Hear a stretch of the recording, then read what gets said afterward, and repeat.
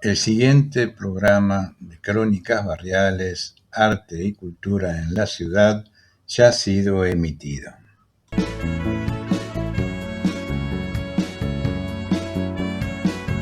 Crónicas Barriales, Arte y Cultura en la Ciudad. Lugares y personajes emblemáticos de la bohemia ciudadana. Sus escritores, artistas e intelectuales. El pasado y el presente en 60 minutos de radio. Acá en la AM 1010 Onda Latina, los sábados de 15 a 16 horas. Conducción Luis Raúl Calvo y Nora Patricia Nardo, con la participación especial de Adriana Gaspar en Artes Visuales. Te esperamos.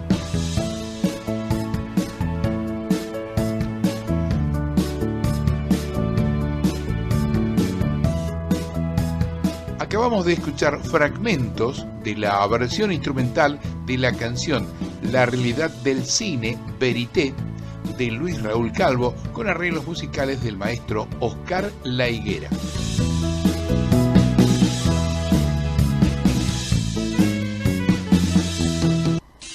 ¿Qué tal? Buenas tardes, nuevamente acá en la M1010 Onda Latina, con Crónicas Barriales, Arte y Cultura en la Ciudad. En esta última emisión del año 2023. Nos acompaña en la operación técnica Fabricio Guerrero, nuestros teléfonos 4372-2841, 4372-3061.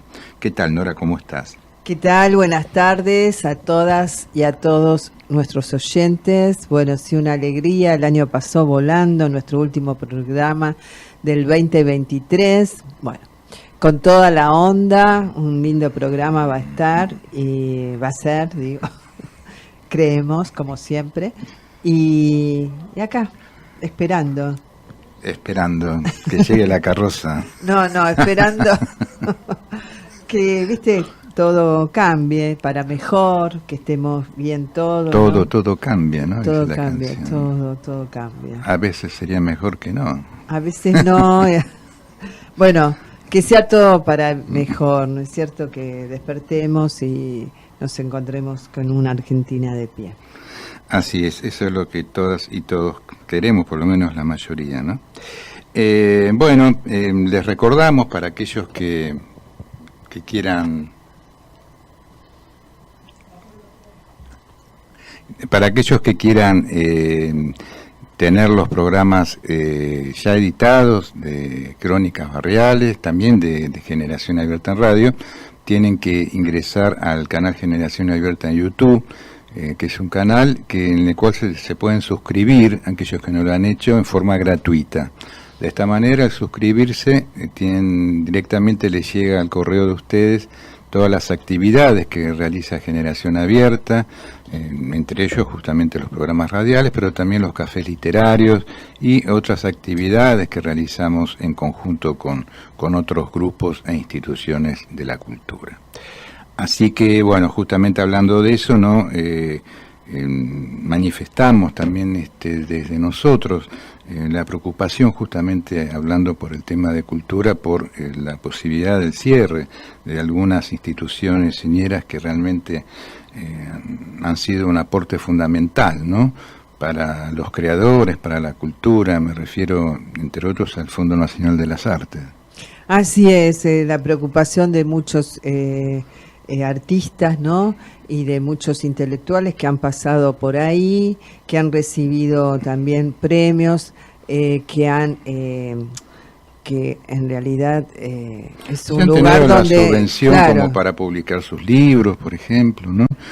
Mucha gente que no dispone de los medios, y bueno, el fondo muchas veces subvencionó, entre otras cosas, la posibilidad de publicar, ¿no? Así es, así que bueno, realmente nuestra preocupación para que justamente uno de los puntos que están nombrados, y es como otros también, que tienen que ver con la cultura, la Cámara pueda anularlos, ¿no? Pueda dar marcha atrás justamente en estos proyectos que afectan directamente a la cultura de nuestro país, a nuestra identidad, nacionalidad como argentino.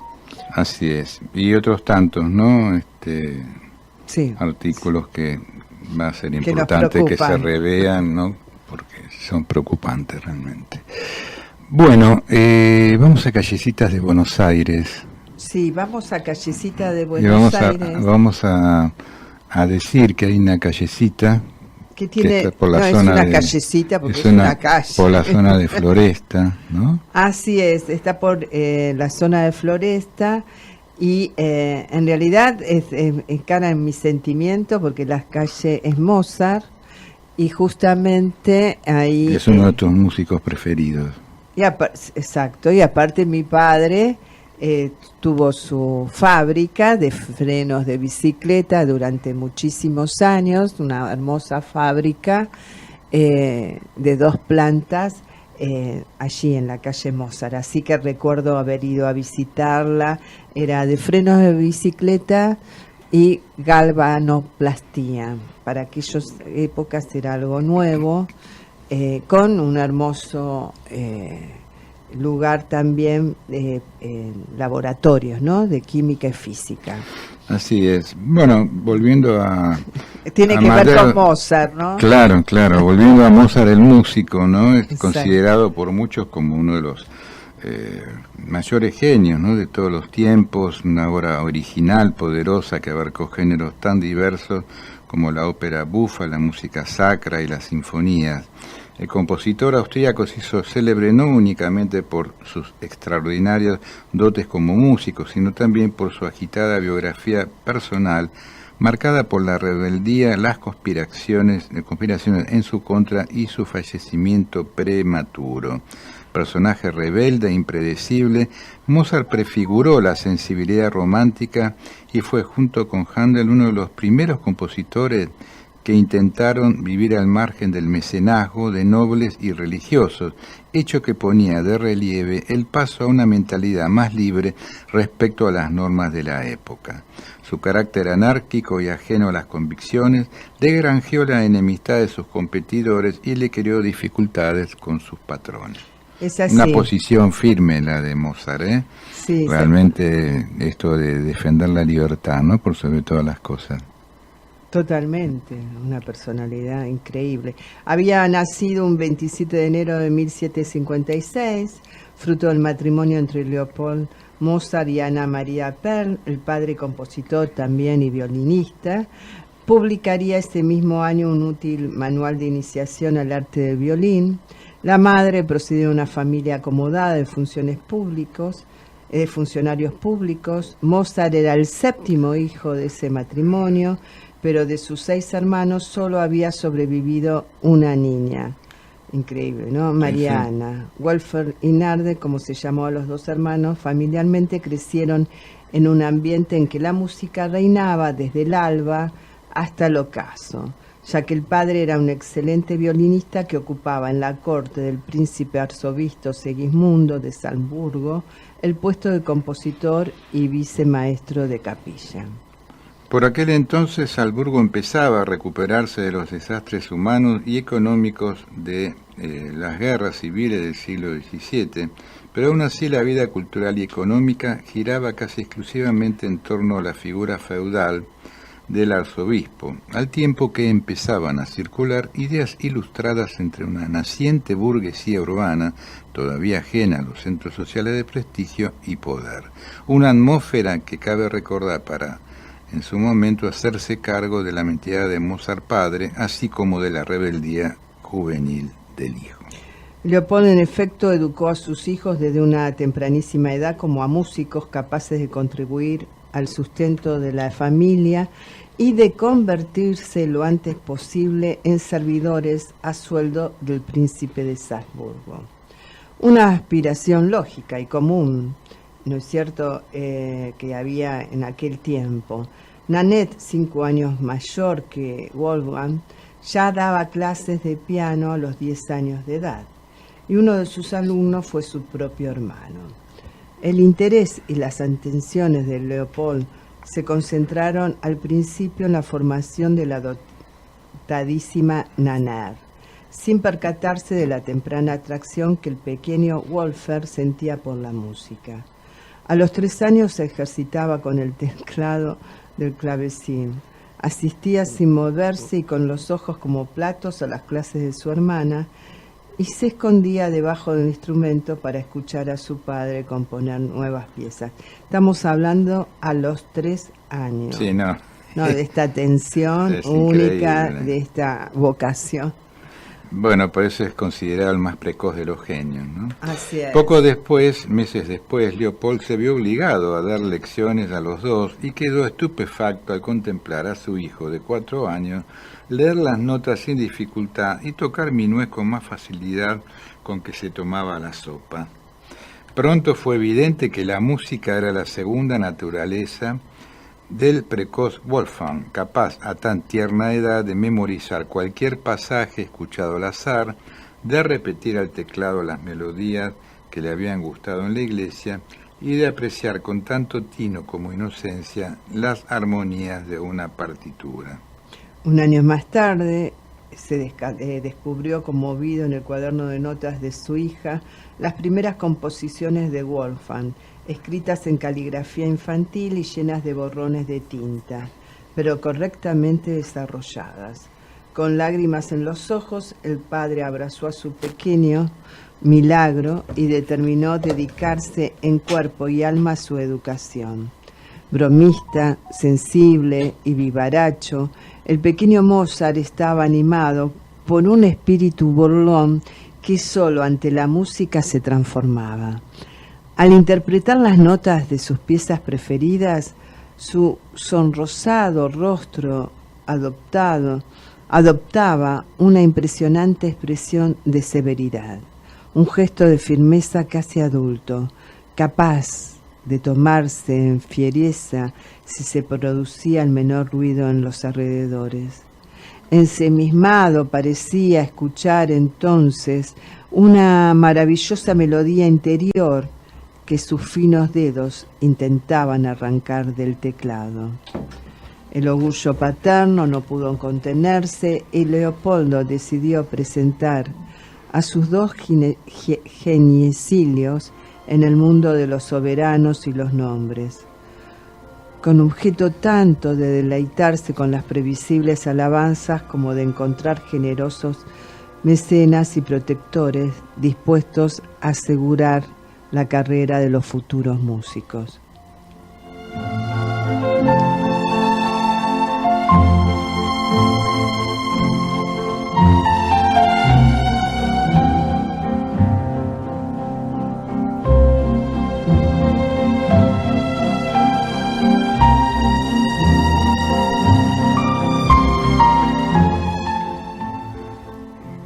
Escuchábamos el concierto número 21, qué belleza, ¿no?, de Mozart.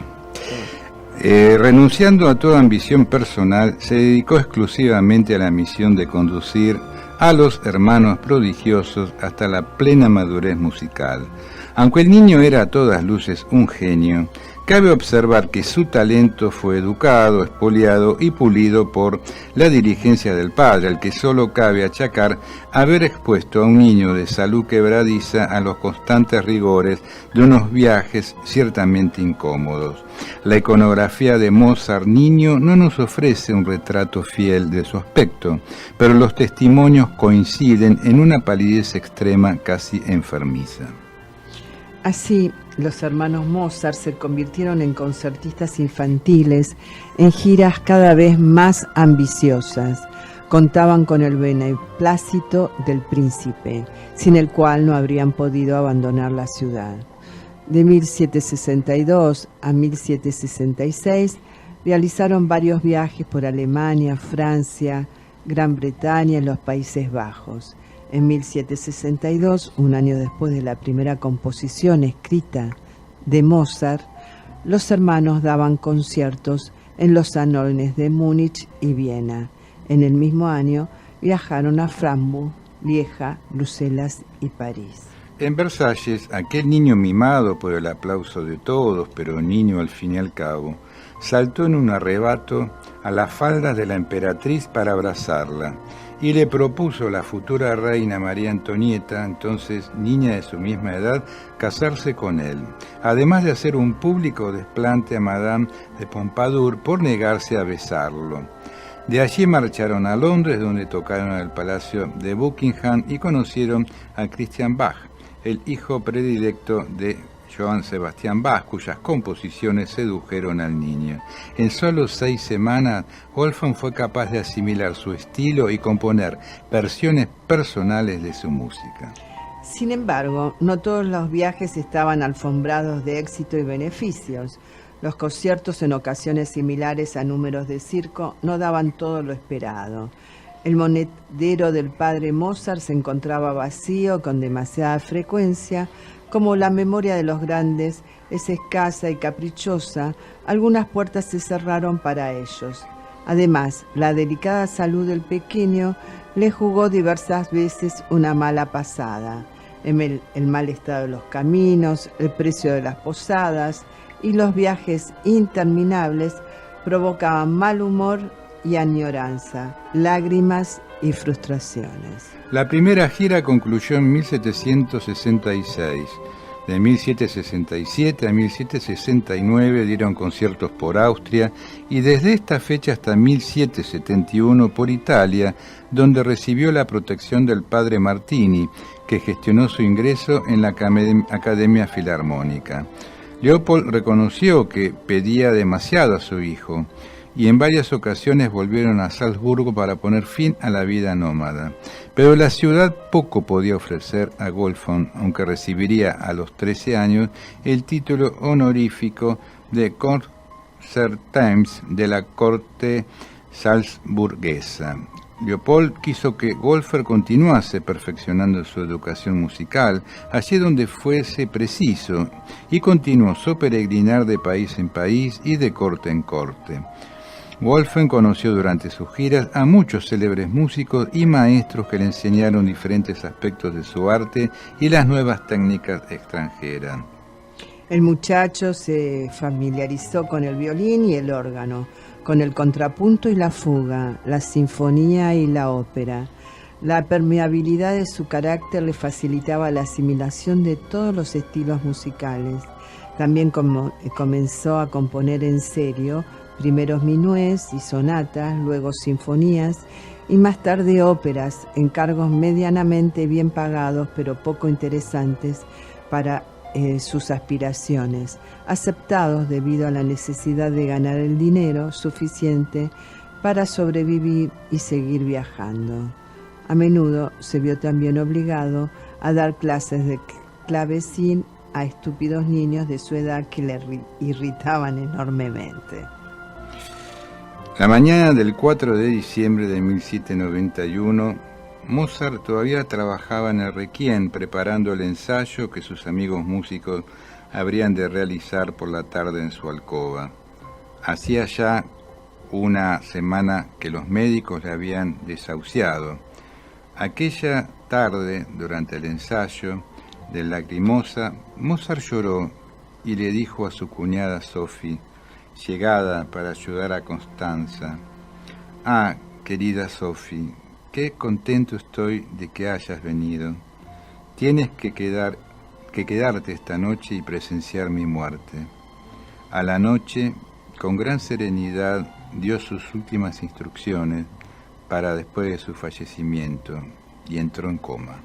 Murió a las pocas horas en la madrugada del 5 de diciembre. Su amigo el conde Deyen le hizo una mascarilla fúnebre lamentablemente perdida, pues había podido clarificar el enigma de su aspecto físico, tan contradictorio en sus varios retratos. A continuación tuvo lugar un funeral en una nave lateral de la catedral de Salzburgo, al que asistieron, pese a la fortísima tormenta de nieve y granizo desencadenada, un nutrido número de músicos, francmasones y miembros de la nobleza local.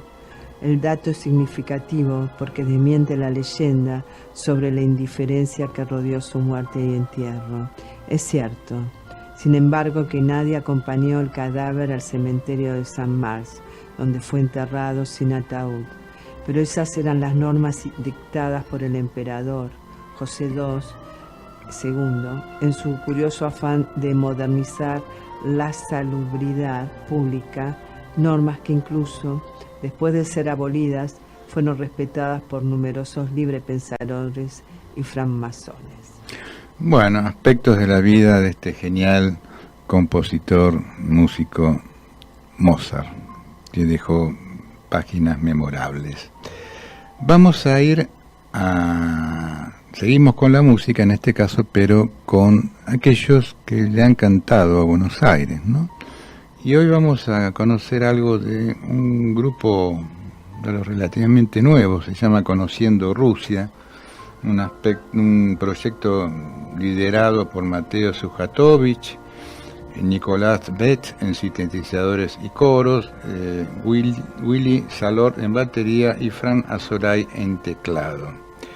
En 2018 lanzan el disco Conociendo Rusia con 7 canciones. En 2019 editan el álbum Cabildo y Juramento producido por Nico Cotón. Este es el segundo disco del grupo y se presenta como una melancólica y casi anacrónicamente comprometida pieza urbana con tintes existenciales, tangueros, cancioneros y enamorados.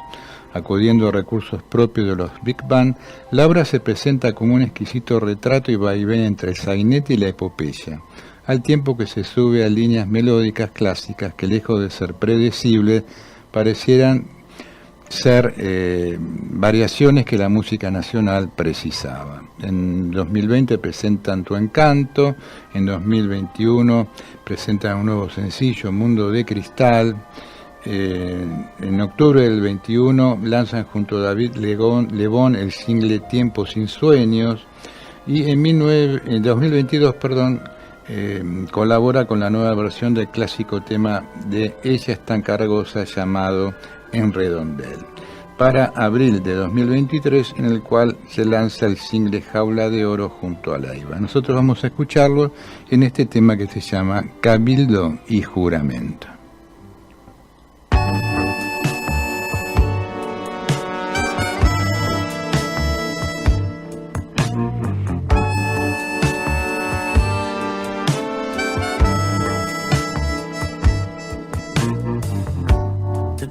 La cuenta, por favor. Hay tanto silencio en la calle vacía.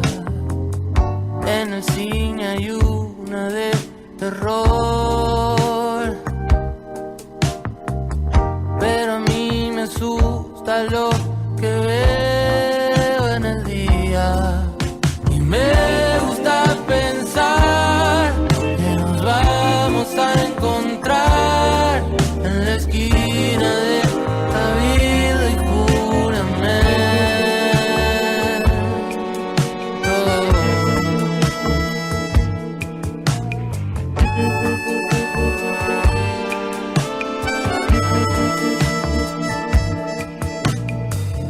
No recuerdo bien lo que pasó. Me despierto con un grito de mi vecina, mientras yo me aburro en el avión. Vos subiendo fotos en una limusina. Y me gusta pensar que nos vamos a encontrar en la esquina de Cabildo y Juramento. Ya di vuelta toda la ciudad, regreso al mismo bar, otra vez ese de día en un momento.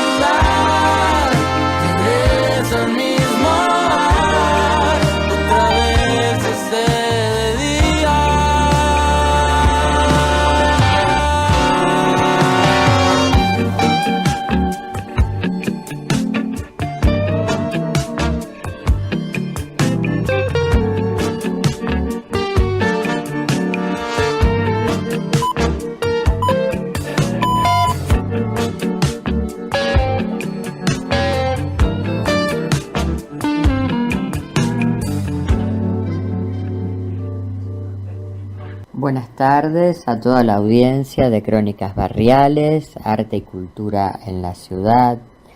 Hoy les voy a hablar de uno de los géneros artísticos que podemos encontrar su origen en la segunda mitad del siglo XX, del videoarte, ¿no?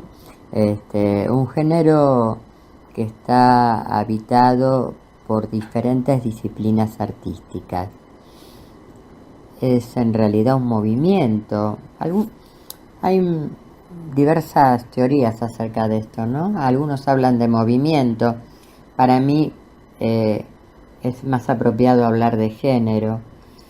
Y consiste un poco en crear manifestaciones artísticas a través de distintas disciplinas, a través de las imágenes, del movimiento, del sonido.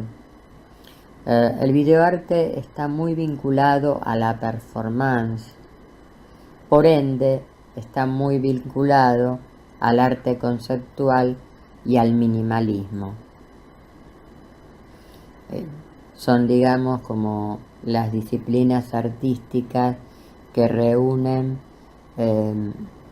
lo concreto y necesario para poder unificar en un género como el videoarte todas estas concesiones que tienen que ver con esta cuestión de atravesar los géneros artísticos, de cómo se van entretejiendo las disciplinas artísticas. Es una tendencia que surge un poco allí en el límite de la consolidación de los medios de comunicación y que intenta explorar las distintas alternativas artísticas dentro de un mismo soporte. Realmente podemos decir que es un género bastante complejo, ¿no? Porque cuando estamos pensando en un género atravesado por varias disciplinas artísticas, podemos hablar de un género complejo, pero muy rico, muy interesante a la vez, donde a veces algunas de las disciplinas predominan más que otras. ¿Por qué digo esto? Porque de pronto el videoarte puede tener más que ver con la videopoesía, con la videoescultura, puede más tener con un videoarte comunitario, con una videoinstalación, como que es muy difuso, el límite entre estas características que nos puede brindar el videoarte. Por eso hablo que es realmente un género muy complejo, porque depende dónde nos paramos, ¿no? Qué territorio habitamos o queremos habitar, y a partir de ahí vamos a pensar qué disciplina queremos atravesar para dar vida al videoarte, ¿no? Un poco porque, en las distintas ciudades del mundo, ya hace varias décadas, se vienen haciendo distintos festivales de videoarte, con estas características que yo les dije al comienzo: videopoesía, videoinstalación, videoescultura. Son distintas tendencias que están bajo un mismo género y caminan por, se trasladan en un terreno muy difuso, ¿no? Digo esto para no poner, para no tener que encasillar a este género como videoarte, videopoesía, videoinstalación, todo, a ver, en sí cuando hablamos de videoarte estamos hablando de todas las disciplinas que se cruzan. Y creo que el sonido, la palabra, la imagen y la performance son prioritarias a mi criterio para dar vida a este género. Bueno, tenemos muchos artistas que fueron los que han dado origen a este género, algunos con una belleza muy particular, como el caso de Bill Viola, pero bueno, hay muchos artistas, ¿no?, que se plantaron para habitar este terreno artístico, como por ejemplo Dan Graham, Dan Horver, Jordi Colomer, Vito Acossi, Bruce Neumann, William Beckman, bueno, todos artistas que empezaron a habitar este terreno, ¿no? Este terreno de la segunda mitad del siglo XX que fue tan rico, ¿no?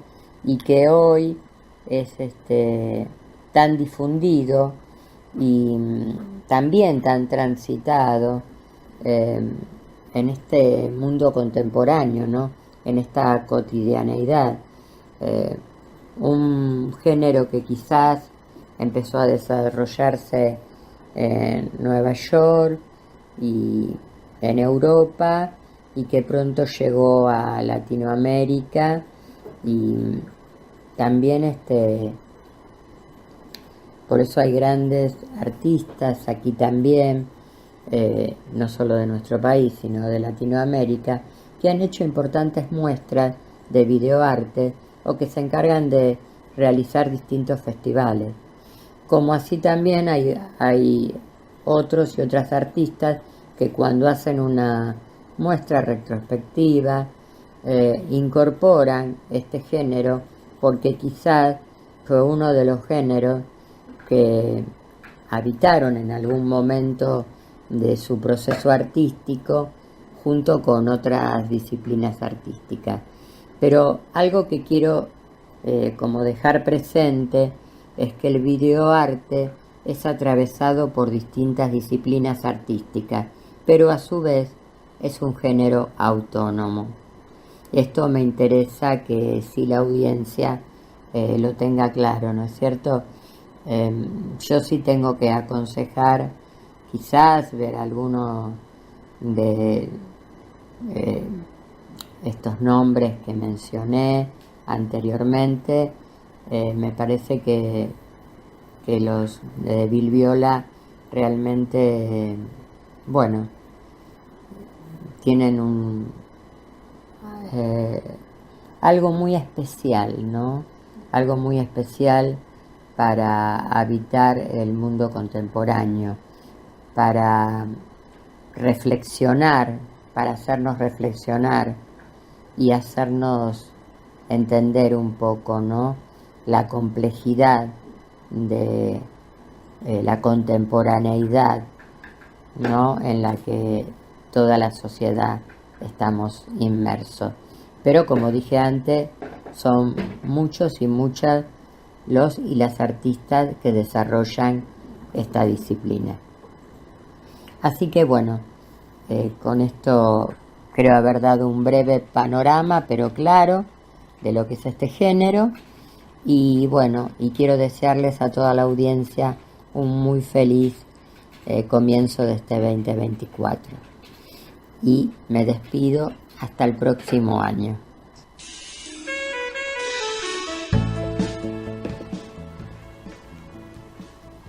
La moral del bufón. La verdad del modelo es su propia caricatura, y esta revela la mentira de su falsa perfección. Viéndonos así caricaturescos, nos entendemos. Espejos somos de lo deforme que el modelo oculta. Vida como parodia de la vida, risible senda en la que el suicidio, su idea, ronda hasta el bebé. la mezcla, el remedio, el disfraz que a nosotros el modelo inspira, anuncian desde siempre la tragedia. Desde el reír lo trágico mirado, la tragedia que empieza en la parodia, sigue en caricatura y da en grotesco. La tragedia que cede su lugar a esas tres formas y con ellas se confunde en violento carnaval. En ese albur, es claro, estamos todos, somos batracios de una misma charca, con un croar que nos identifica. El croar de la época, un griterío que expresa nuestro horror, que causa risa, y nuestra risa que provoca horror. Así, el torniquete de la historia, sentir nos hace su chiste a carcajadas, que devolvemos con más locura y crimen, y trágicos por cómicos, y cómicos por trágicos. En este laberinto de horror y risa, sea nuestra guía, la moral del bufón, sus comiqueos.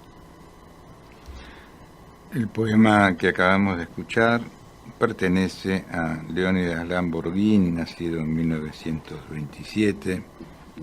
Su extensa obra poética ha estado sujeto a sucesivas condensaciones, agregados, reescrituras. Se inicia en 1955 con una plaqueta, El saboteador arrepentido, y prosigue con Al público en 1957, Las patas en la fuente en 1965, La estatua de la libertad en 1967, La canción de Buenos Aires 1968, El solicitante descolocado 1971, Partitas 1972, El Ruiseñor 1975, Episodios 1980, Circus 1986, Verme y 11 escrituras de Discépolo 1988, Tragedias y parodias 94, Comedieta 95, La reescritura 1996 y Perón en Caracas. Es autora de más de 2 novelas, Un amor como pocos, 1993, y La experiencia de la vida, 1996. Entre 1977 y 1990 estuvo exiliado en México. Por Adriana Hidalgo Editora publicó El jardín de los poetas, Carroña, Última forma, Trento, Odiseo confinado y El jugador, el juego. El flamenco. Lo veo volar, libre, rasante, impulso puro dejando el agua, un garabato preso en mi mente, planear, batir, majestuoso, sus grandes alas, atento al rumbo y al equilibrio. Un garabato preso en mi mente, avanza, ahora, pero no avanza, lo veo volar, pero no vuela, un garabato preso en mi mente.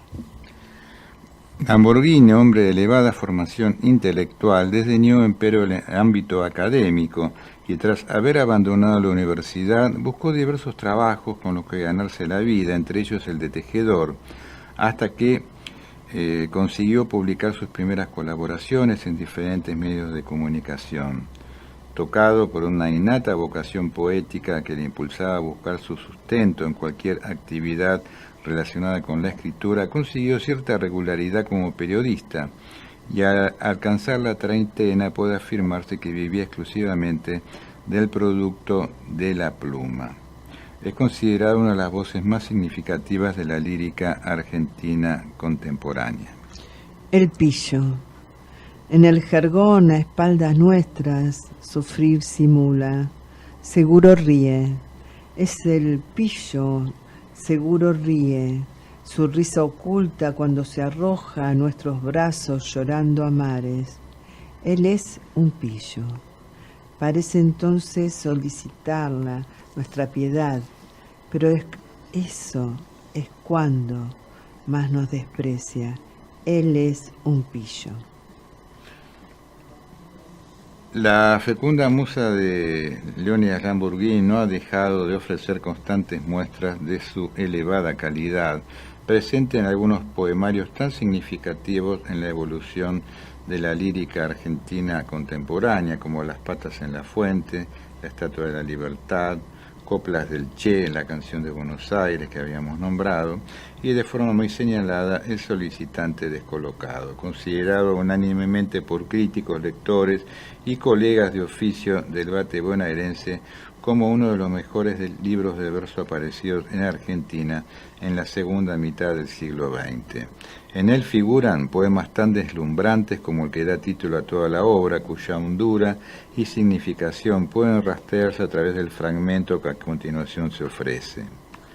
Desempleado, buscando ese mango hasta más no poder, me faltó la energía, la pata ancha, aburrido hace meses, la miseria, busco ahora, trabajo en la era atómica, dentro o fuera del ramo, si es posible, todos los días abro el mundo, un jardín de esperanzas, en la sección empleados, voy clasificándome, atento, este aviso me pide, entonces a escribir con pasión y buena letra, adherido con lealtad, ser claro, escucho el ruego del ruiseñor uniendo lo primitivo al oculto, la inspiración a la escuela, trato de seducir con mis antecedentes, solicitud, detállame, el que suscribe, práctico en desorganizar, está deseando ganarse un pan en su establecimiento, hombre de empresa, casilla de correos,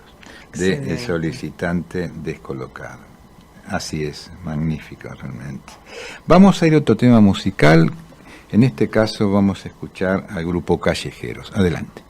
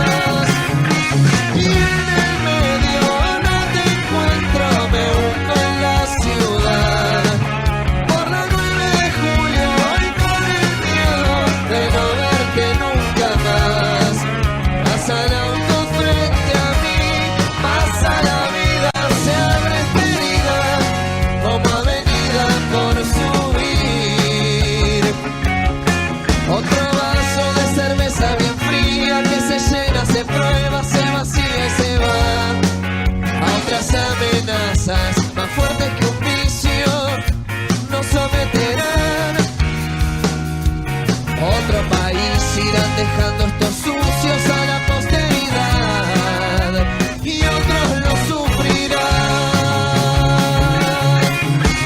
Y en el medio no te encuentro, me hundo en la ciudad. Por la 9 de julio y con el miedo de no verte nunca más. Pasan autos frente a mí, pasa la vida, se abre esta herida como avenida por subir.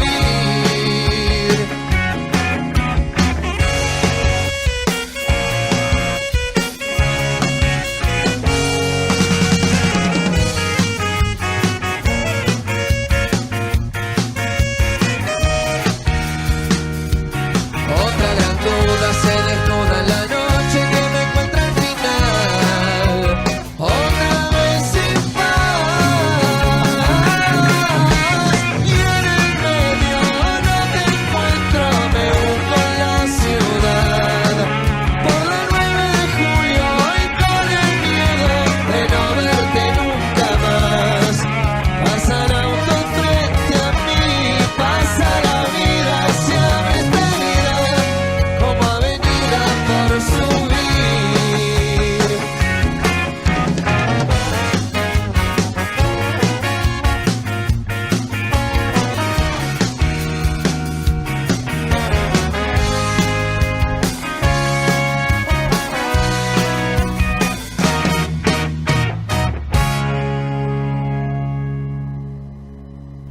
Bueno, escuchamos a Grupo Callejeros en este tema que se llama 9 de julio.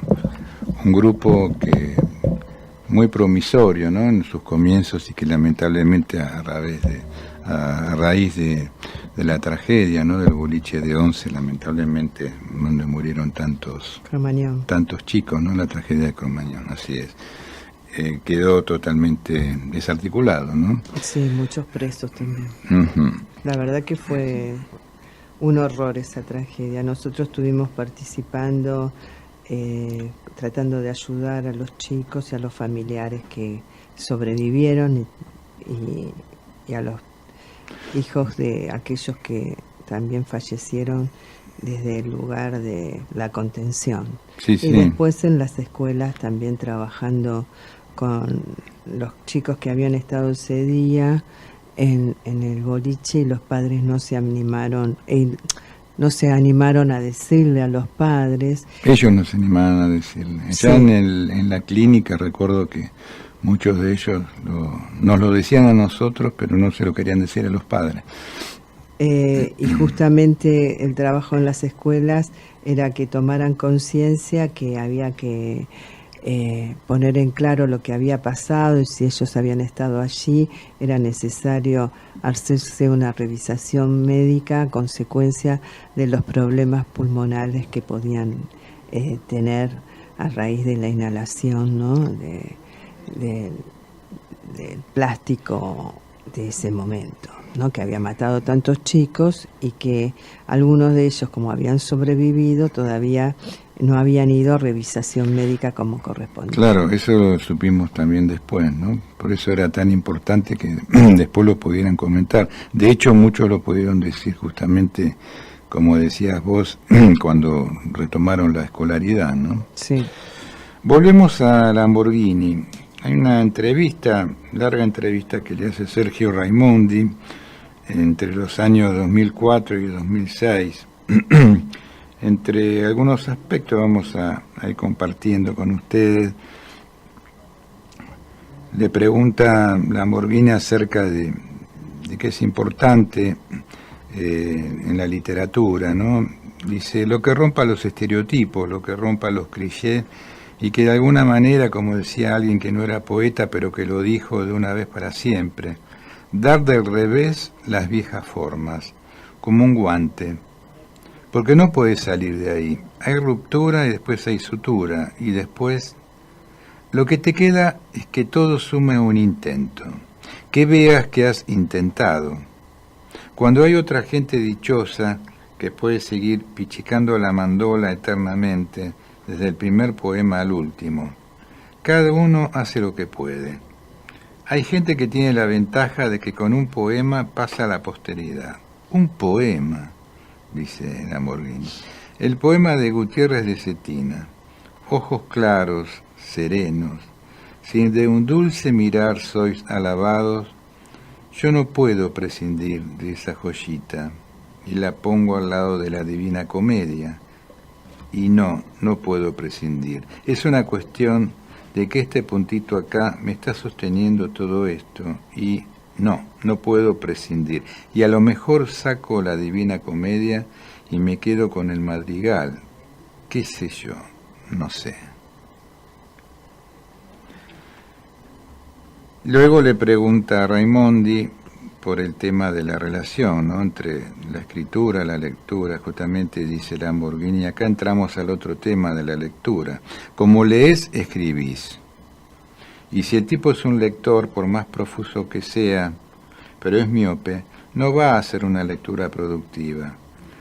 No va a ver todo lo que en esa escritura hay, y todo lo que cambia a través del tiempo, de que no es una lectura, de que son varias lecturas. En términos del arte de las variaciones, vos te pones a leer el Quijote y podés estar toda la vida, o la Biblia y podés estar toda la vida, porque tus lecturas van a ser diferentes. Y acá está la lectura miope, de los que no ven más allá de lo que están leyendo. No ven más allá de lo que están leyendo. Cuando es una partitura, el texto, una partitura, y cada uno interpreta, ¿no? Y ahí está el Beethoven de Toscanini, y ahí está el Beethoven de que no sé quién otro así, pero tenemos que lograr esa flexibilidad, no ponernos duro.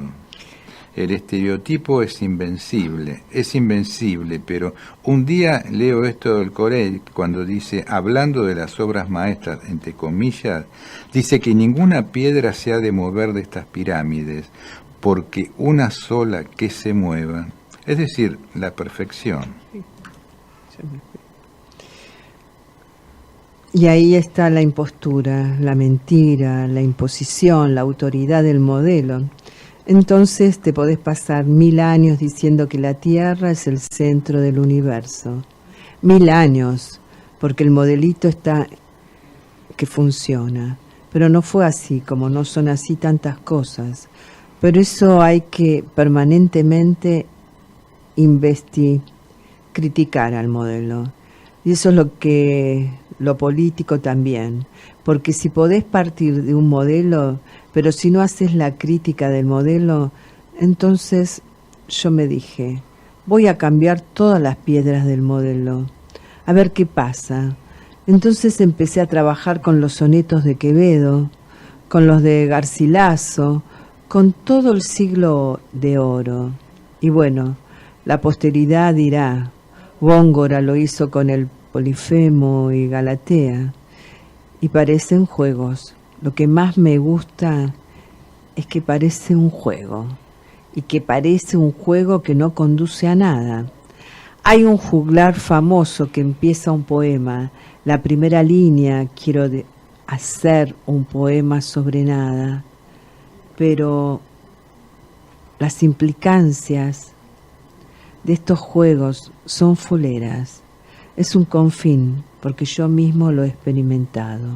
Te decís, ¿y después de esto qué? Aunque también he visto que el modelo consagrado, pero sobre todo estereotipado y sacralizado, vive de nuevo. Toma una nueva vida esa momia. La momia empieza a andar otra vez.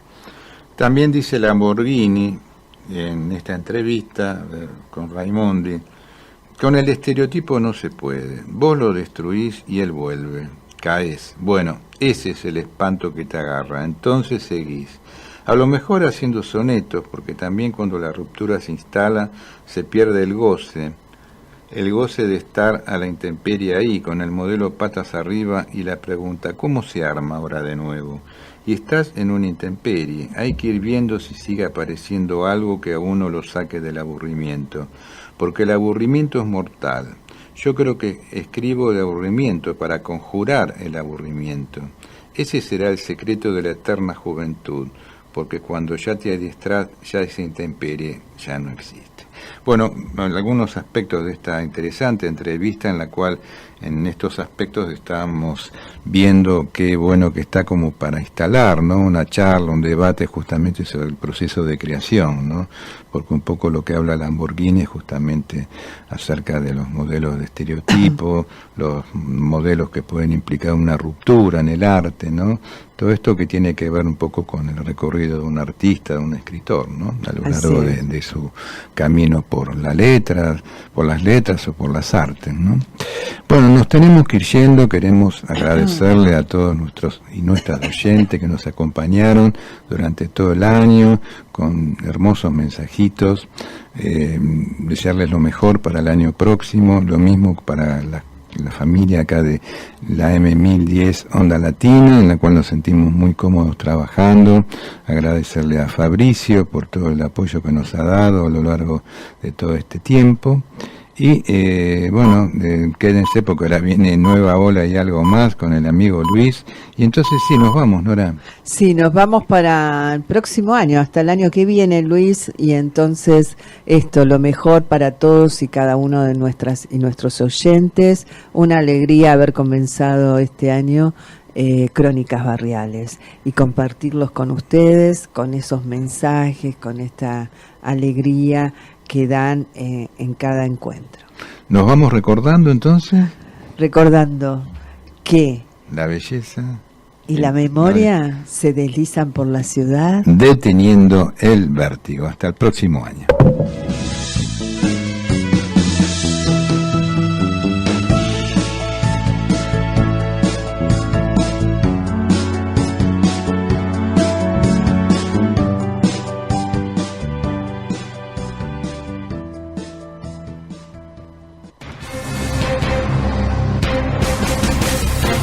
Desde la ciudad autónoma de Buenos Aires,